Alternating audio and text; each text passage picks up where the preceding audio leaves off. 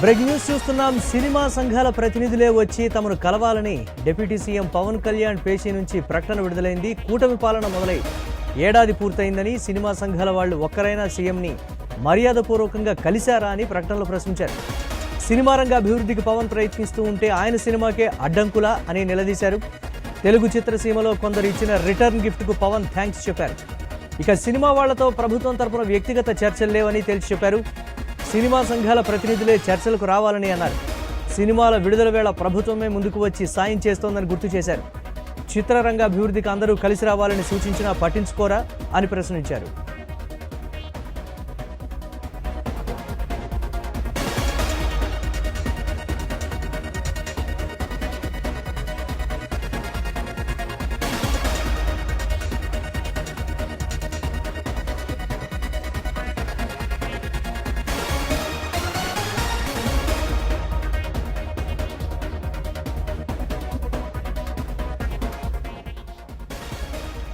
Break news చూస్తున్నాం. Cinema సంఘాల ప్రతినిధులే వచ్చి తమను కలవాలని డిప్యూటీ సీఎం పవన్ కళ్యాణ్ పేషీ నుంచి ప్రకటన విడుదలైంది. కూటమి పాలన మొదలై ఏడాది పూర్తయిందని, సినిమా సంఘాల వాళ్ళు ఒక్కరైనా సీఎంని మర్యాదపూర్వకంగా కలిశారా అని ప్రకటనలో ప్రశ్నించారు. సినిమా రంగ అభివృద్ధికి పవన్ ప్రయత్నిస్తూ ఉంటే ఆయన సినిమాకి అడ్డంకులా అని నిలదీశారు. తెలుగు చిత్రసీమలో కొందరు ఇచ్చిన రిటర్న్ గిఫ్ట్కి పవన్ థ్యాంక్స్ చెప్పారు. ఇక సినిమా వాళ్లతో ప్రభుత్వం తరపున వ్యక్తిగత చర్చలు లేవని తేల్చి చెప్పారు. సినిమా సంఘాల ప్రతినిధులే చర్చలకు రావాలని అన్నారు. సినిమాల విడుదల వేళ ప్రభుత్వమే ముందుకు వచ్చి సాయం చేస్తోందని గుర్తు చేశారు. చిత్రరంగ అభివృద్ధికి అందరూ కలిసి రావాలని సూచించినా పట్టించుకోరా అని ప్రశ్నించారు.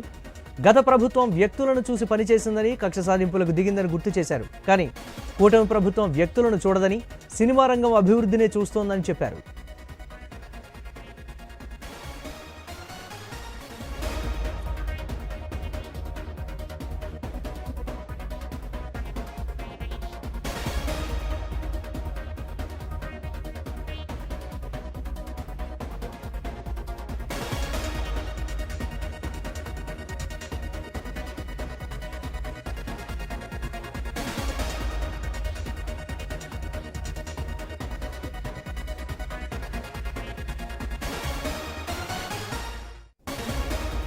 AP deputy CM Pawan Kalyan పేషీ నుంచి ప్రకటన విడుదలైంది. సినిమా ఇండస్ట్రీకి సంబంధించి ప్రభుత్వమే ముందుకు వచ్చి ఇన్ని రకాల చర్యలు తీసుకుంటూ ఉంటే వచ్చి సంప్రదించినటువంటి పరిస్థితులే లేదు.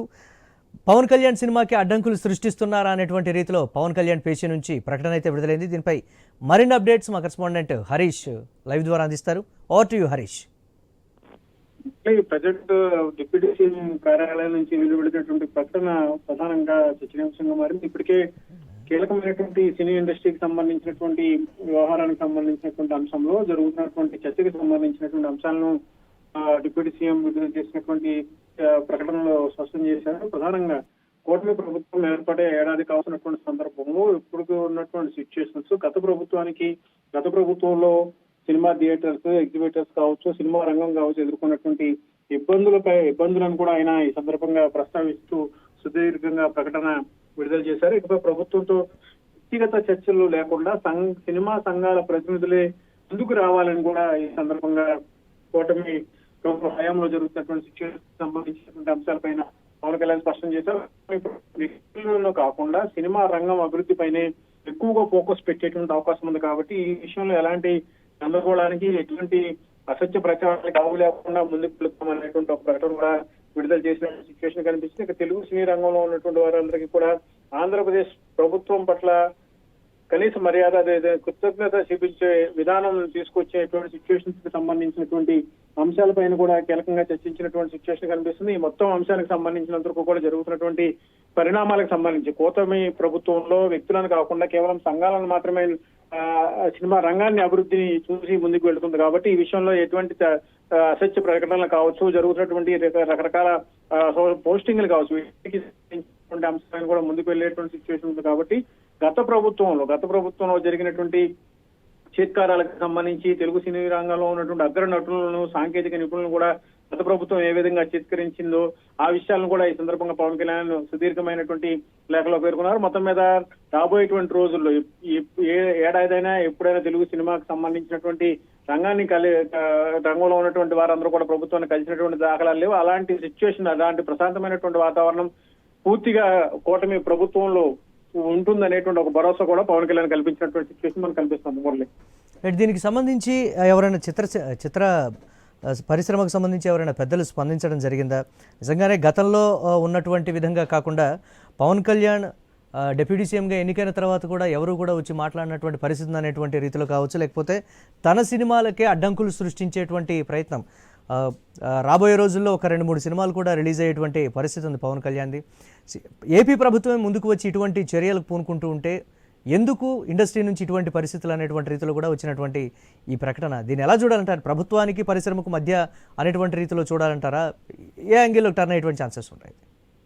ఖచ్చితంగా మీరు చెప్పినట్టుగానే ప్రధానంగా ఇప్పుడున్నటువంటి సిచ్యువేషన్స్ ని, గతంలో ఉన్నటువంటి సిచ్యువేషన్స్ ని ప్రస్తావించడంతో పాటుగా ఇప్పుడున్నటువంటి కూటమి ప్రభుత్వం సినీ ఇండస్ట్రీకి ఏ విధంగా పూర్తి సహాయ సహకారాలు అందుతుంది, సినీ ఇండస్ట్రీని ఏ విధంగా ప్రోత్సహిస్తుంది అనేటువంటి విషయాన్ని కూడా పవన్ కళ్యాణ్ తన ప్రకటనలో పేర్కొన్నారు. ప్రధానంగా చూసుకుంటే కనుక సినిమా రంగం కోసం ప్రత్యేకమైనటువంటి పాలసీని, సినిమా రంగాన్ని పరిశ్రమ హోదా కల్పించేటువంటి ఉద్దేశంలో కూడా ఉన్నట్టుగా ఆయన ఇప్పుడు స్పష్టం చేశారు. అదే విషయాన్ని ఎన్నికల సమయంలో గతంలో కూటమి పార్టీలన్నీ కలిసి ప్రకటించినటువంటి సిచ్యువేషన్. సో ఇప్పుడు ప్రత్యేకమైనటువంటి పాలసీని తేవడం, అదేవిధంగా సినిమా రంగానికి పరిశ్రమ హోదా ఇచ్చేటువంటి ఆలోచన కూడా చేస్తున్నట్టుగా పవన్ కళ్యాణ్ స్పష్టం చేశారు.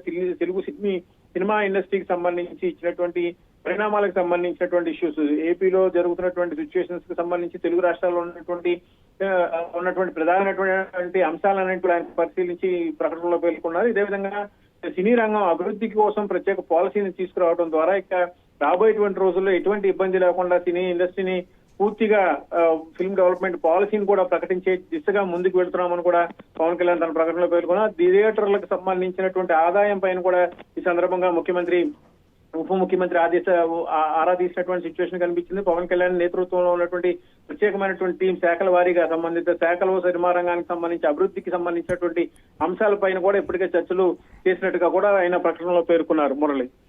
Right, thanks for updates Harish.